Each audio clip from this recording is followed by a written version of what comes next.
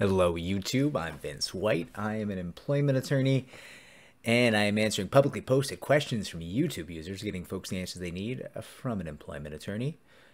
So, like and subscribe. It helps me to help more people just like you. They told me I had to start saying that up front in the video, not at the end of the video. So I did. Okay. We have a question here that was emailed to me. It appears to be stripped of all identifying characteristics. I want to be clear. This is the last emailed question I will be answering. Two things are going on. One, people are sending me questions with too many identifying pieces of information in them, and that's a real problem because they're emailing me things I could be breaching their confidentiality and not even know it. So the point of the channel is we publicly post the questions, and it is on you, in fact, as the asker, to make sure that there are no identifying characteristics in your question that you post publicly on the internet. Because one, the internet is, of course, not a great place to post your information. Two, I don't want you're engaged in employment litigation, and I don't want to out any of this information. I don't want some enterprising defense attorney to be Googling you and find anything like this, right? So, post the stuff publicly. I will answer those questions publicly. No more emails. I'm just going to start deleting them. But Vince, you said you wanted to help people. I do. And the terms of my help are that you post the question publicly, not that you get my phone number and call me and try to have a 5-hour conversation with me. Not that you email me. That is not how I answer these publicly posted questions. Because, in fact, they are publicly posted. All right. So, we have a question here from a human being. And it is a long hypothetical. I'm going to read it into the record, but I suspect many of you will tune out as I read it because it is long. So I'm also going to post it down below in the doobie-doo so you can see the hypothetical for yourself. But right now I'm going to read it in the record. You can read along below if you want. Story time. So basically, employee A and employee B live together, and they got into an altercation on their day off. Employee B assaulted employee A. Employee B assaulted employee A. All right? Let's keep it straight. Employee A called police on employee B to report the incident. Employee B denied the assault and accused employee A of assault. Employee A was arrested and charged. Now you remember, employee A was the employee who was assaulted and who is now being arrested and charged with assault. Employee B went to the employer and gave a statement that employee A assaulted them and they were scared. Employee A, once released, contacted the employer to follow the procedure of an arrest. Employee A gave a statement saying that employee B had assaulted them. Employee A was subsequently suspended pending investigation. After 2 days, employee A was terminated and employee B was not. Employee A had a preliminary hearing that employee B did not show up for 3 times. The charges against employee A were withdrawn. The questions are, first question, was employee A discriminated against? Should both employees have been suspended or terminated? Should the employer have made a decision without any supporting evidence? All right. So first off, quick primer on the lay of the land in terms of this. I have no idea what this person's job is. I have no idea what their line of work is. But when folks in who work in law enforcement or corrections or parole or anything like that, anything where you would generally carry a gun, often when there's marital disputes, divorce, relationship fights, things like that, will phone in domestic violence reports against each other. Why do they do this? Well, it gives them a tremendous amount of leverage because the person who receives the complaint against them will, generally speaking, if the law enforcement agency is doing its job, strip that person of their weapon. That is a huge deal. And I'm not criticizing that because domestic violence is very real and we all need to take domestic violence very seriously. And, introducing guns to domestic violence has a tendency to end up with people being dead. So I'm not criticizing the police department or the corrections, whatever it is, right?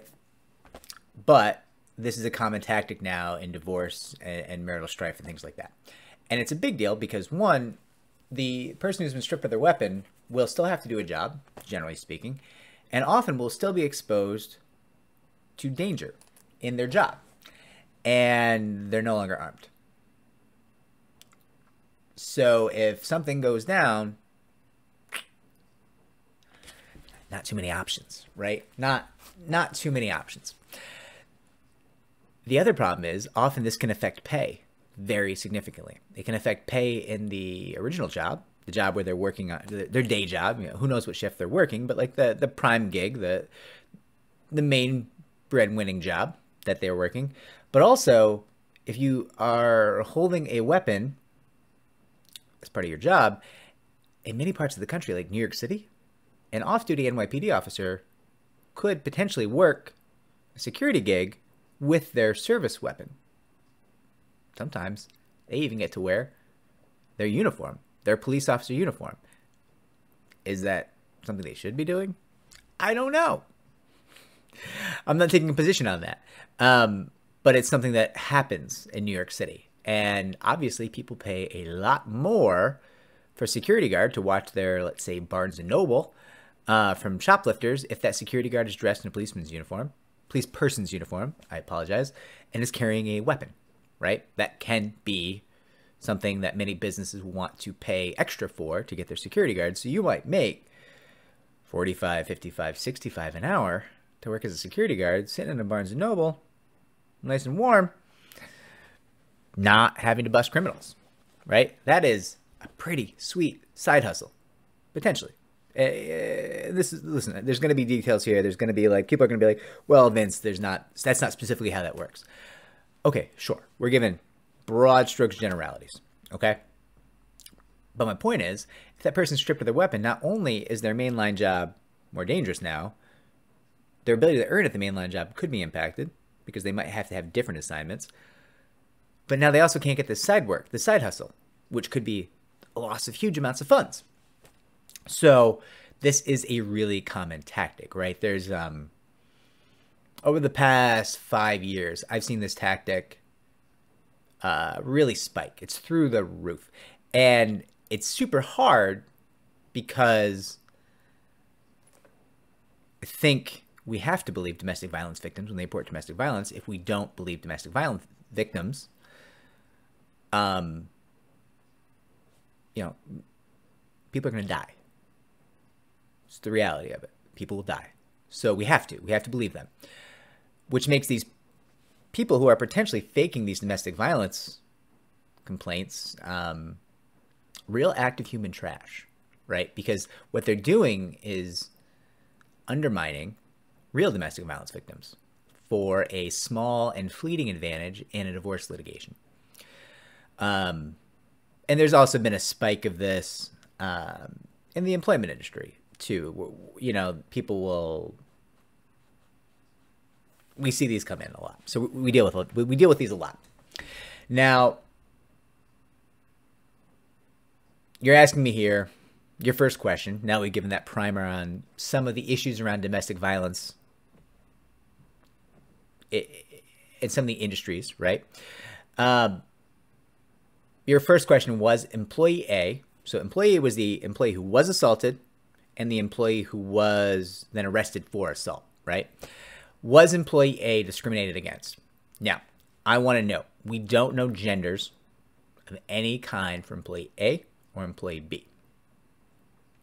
So in the absence of any further knowledge of any other protected class, the only answer I can give you is that if employee A was the victim of an assault in the home, so a victim of domestic violence, if employee A is living in a jurisdiction where domestic violence victim is a protected class, of which there are many places where that is the law of the land, including New York, then yes, the employee A was the victim of discrimination on the basis of employee A's status as a domestic violence victim and survivor. And I would say that that is very clear cut. I would also say employee A could have a claim for retaliation because employee A reported domestic violence against employee B, saying employee B assaulted me, and the job's response was, funny story, employee A, you're fired. So I think there is potentially that claim. Now, if there are other protected classes, we don't have any other information about employee A, there could be other protected classes, right? Like if there's common trope is two spouses come in, man and a woman, in this hypothetical, and they're both saying, hey, you assaulted me, domestic violence. If the employer says, well, take the woman's side, that is actually gender discrimination. The answer is not to pick based on gender, right? That is not, it's not okay. And that too could be a form of discrimination, right? And I get where the employer would be coming from on that, because they're saying, yeah, so this is normally how this works. Normally it's, I mean, statistically speaking, let's be frank, usually in terms of domestic violence, it is men committing domestic violence against women. That is statistically more common. So the employer might just be like, yeah, we're playing the stats on this one. You don't really get to do that, right? Your duty is going to be a higher level than just saying, usually it's the man beating up the woman, so man's fired, right? You can't do that just on the basis of gender, because now what have you done? You've had a negative workplace consequence based solely on the fact that someone's a member of a protected class. They have a gender, right? Their gender identity. So I think that deals with the first part of your question. The second part of your question is, should both employees have been suspended or terminated? I don't envy the employer on this one. So the first part is easy. Yes, both employees should be suspended pending investigation. I would urge the employer full pay during suspension because there's an investigation going on. Because from the employer's perspective, it's just employee A and employee B both saying, hey, I'm the victim of domestic violence. So I would say employer should suspend with pay and hire an investigator. And if the employer came to me like, hey, we got a pickle here, how should we deal with this? There are third-party neutral investigation companies that you can hire to outsource this sort of thing. That's going to give the employer an additional layer of detachment and hopefully a higher ability to show that they complied with their affirmative duties under the law here. Hey, we made every effort to do the right thing. Every effort. So I would probably tell them, hire a third-party investigation company who does this for a living and follow that investigation. If hopefully there'd be a recommendation as to who should be terminated. Now, you can't just terminate both if you're in a jurisdiction where domestic violence victim is a protected class, because then you've been told that two separate people are the victims of domestic violence. If you fire them both, well, you've committed two acts of domestic violence because they're both going to say they're victims of domestic violence, right? So that's sticky, and that's really hard for the employer. The last part of your question is, should the employer have made the decision without any supporting evidence? So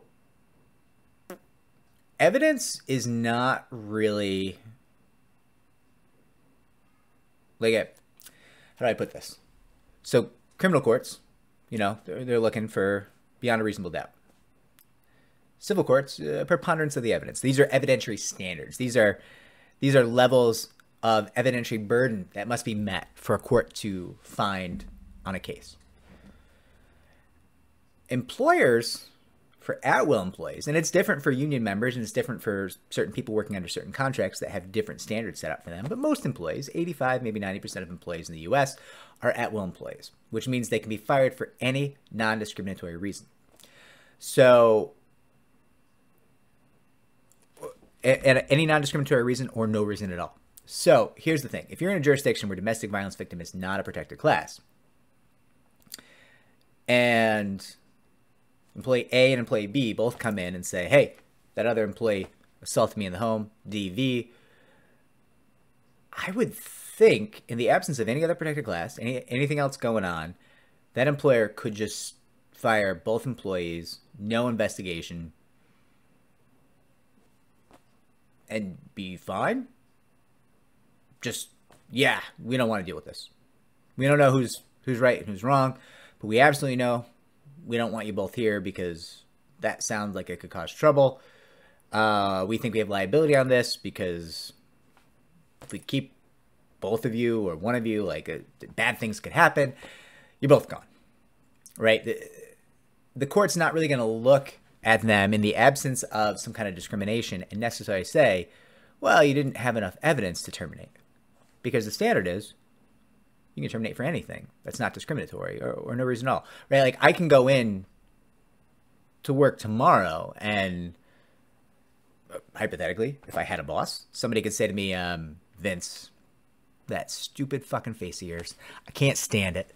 I can't, it's not that you're white, it's that you're ugly. So, and I say that because if it was racial, if it was color of skin, that'd be a protected class and that'd be discrimination, right? It's just, Vince, it's not discrimination. You're just so effing ugly. You're done here. I can't look at you for another day. Legal, right? Or just somebody from, we'll pick somebody from Thailand calls in a complaint against me. I'm working and just some person living in Thailand pings off a satellite, calls my place of work and says, hey, that Vince White, rude fella, don't like him, fire him. Does my employer need to investigate? No. I can say, I've never interacted with that person. I have never even been to Thailand. Love to go. Sounds amazing. Haven't been, never met this person, never spoken to this person, never once. The employer can just say, yeah, we're not going to investigate. Person says you're rude. You're done here. And that would be legal, right? So I'm going on 20 minutes here. This is a super long answer. I hope this discussion gives you the lay of the land to some extent.